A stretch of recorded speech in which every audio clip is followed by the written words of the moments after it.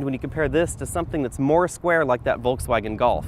Mazda spent a decent amount of time styling the rear end of the Mazda 3, and it really shows. I think this is more attractive than the Ford Focus. The Ford Focus has a pretty attractive rear end, but the Volkswagen Golf just seems a little bit boring to me. It definitely is more utilitarian with its very square rear end and rear hatch. However, it's just not as attractive as the Mazda 3.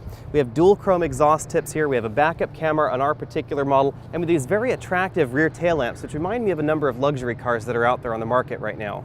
From this angle, you can really tell what's going on with the side profile in the Mazda 3. It's all dictated by this engine bay. You can see that the engine, it's a 2-liter 4-cylinder engine in this particular model, is right about here. The transmission is a little bit further behind that, and the exhaust manifold occupies this entire distance between the back of the engine block and the firewall in the car. It's that exhaust manifold that causes the side profile of the Mazda 3, and it's also that exhaust manifold that's responsible for the improved fuel economy numbers for the 2014 Mazda 3.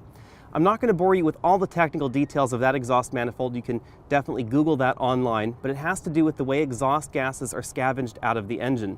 The reason a lot of manufacturers haven't done this is this exact reason, because it takes up so much room under the hood of the car, and Mazda had to completely redesign this platform specifically for this exhaust manifold. That did cost some money, but I think that the benefits are worth it.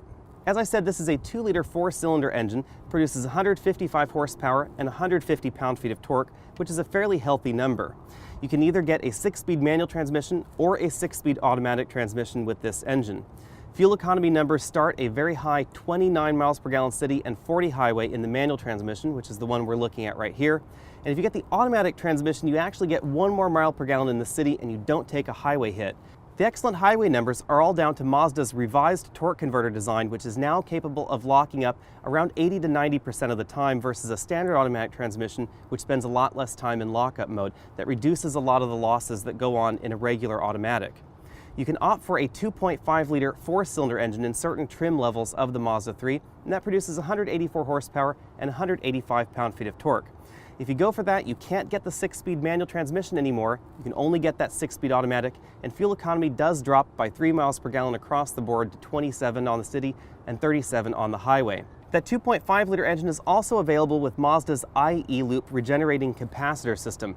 It's more of a regenerative braking system rather than a mild hybrid system, but it does cause fuel economy to go up by 1 mile per gallon in the city and 1 mile on the highway as well. If you're looking at the spec sheets, the Mazda 3 produces less horsepower than the Ford Focus or certain trims of the Volkswagen Golf.